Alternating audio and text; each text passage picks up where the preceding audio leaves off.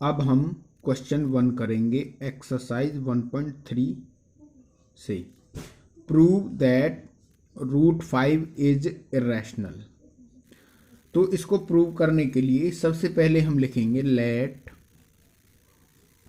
Root 5 is rational, यानी कि इसको हम रैशनल मान लेंगे सबसे पहले कि लेट रूट 5 इज रैशनल। इसके बाद लिखेंगे रूट 5 इज की जगह इज इक्वल टू रैशनल की जगह ए अपॉन में बी। अब यहाँ पर जो ए अपॉन में बी है ये हैं को प्राइम्स, तो यहाँ पर लिखेंगे वेयर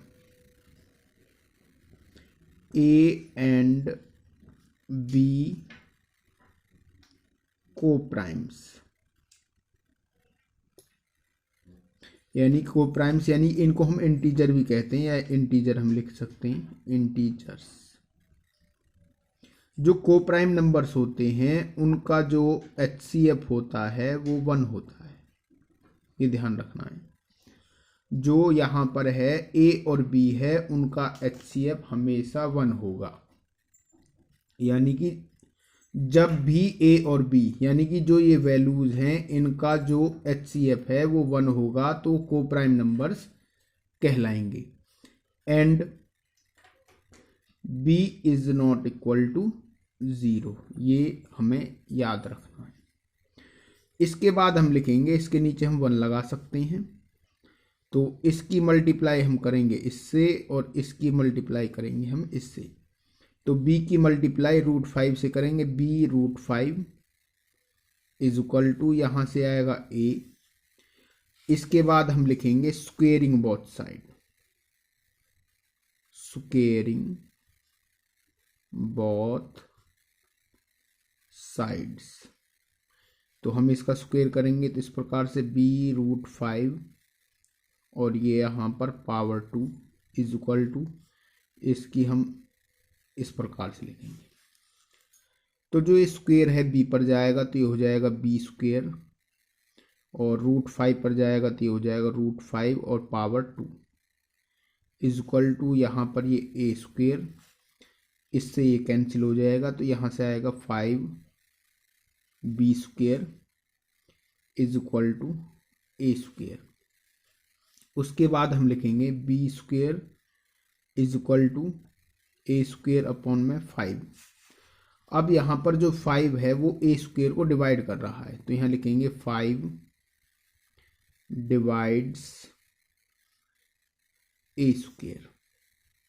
अब यहाँ पर देखो जब 5 ए स्क्वेयर को डिवाइड कर रहा है तो इसको हम इस प्रकार से भी लिख सकते हैं, यानी कि जब 5 ए स्क्वेयर को डिवाइड कर रहा है कहीं ना कहीं जो 5 है वो ए को भी डिवाइड करेगा, तो फिर हम लिखेंगे 5 डिवाइड्स ए।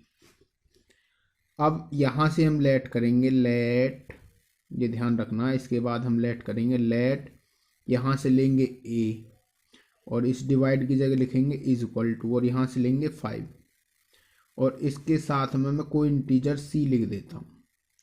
तो जो ये c है वो कोई इंटीजर है, where c is some integer. ये ध्यान दें, यहां से हमने लेट क्या किया, a is equal to 5c, यानी कि c जो है वो कोई इंटीजर है। अब इसको हम, जो ये वैल्यू है इसको हम इस इक्वेशन में रखेंगे, इसको नाम देंगे इक्वेशन 1।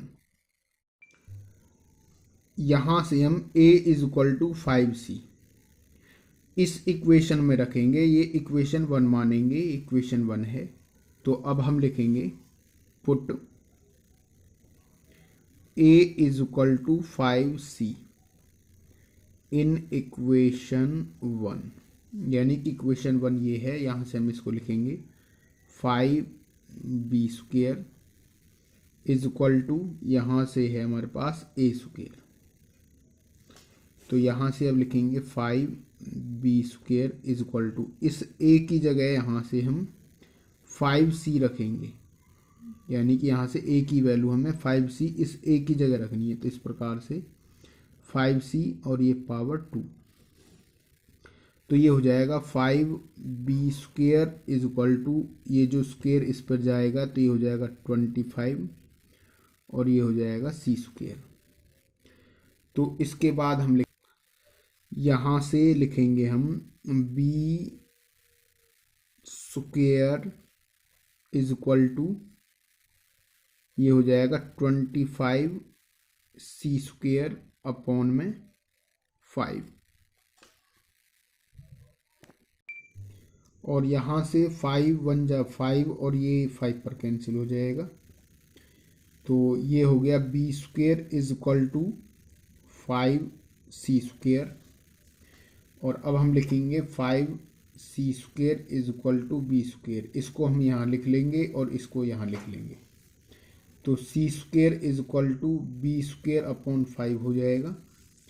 अब यहाँ पर जो ये 5 है वो b² को डिवाइड कर रहा है, तो यहाँ लिखेंगे अब 5 डिवाइड्स b², यानी कि जब ये 5 b² को डिवाइड कर सकता है तो इसको हम इस प्रकार से भी लिख सकते हैं, यानी कि 5 जो है b को भी डिवाइड करेगा। तो जब हम इसको इस प्रकार से लिख सकते हैं तो हम यहाँ पर लिखेंगे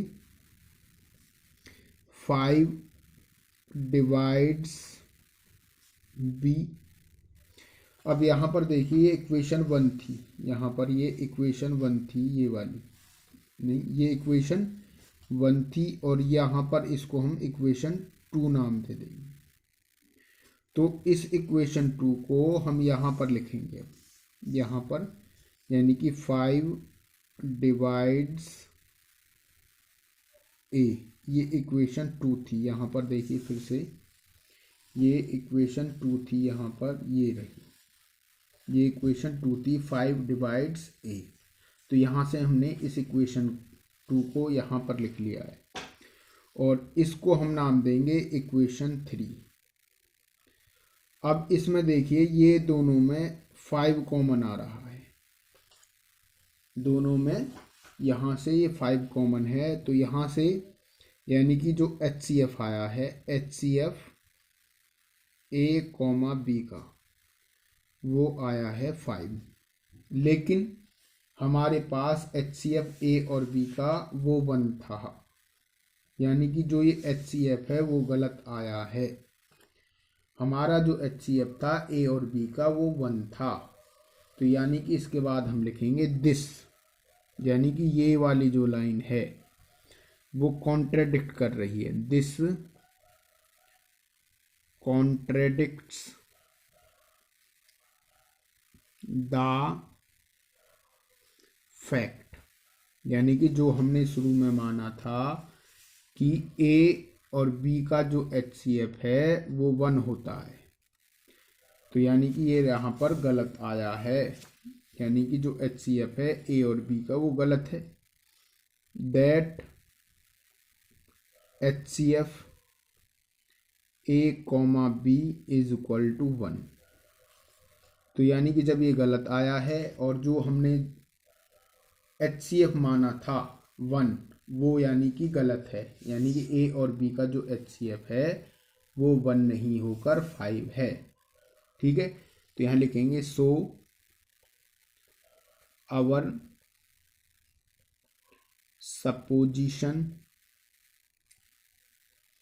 इज रॉन्ग, यानी कि जो हमने HCF 1 माना था वो रॉन्ग था, असलियत में जो HCF है वो 5 है।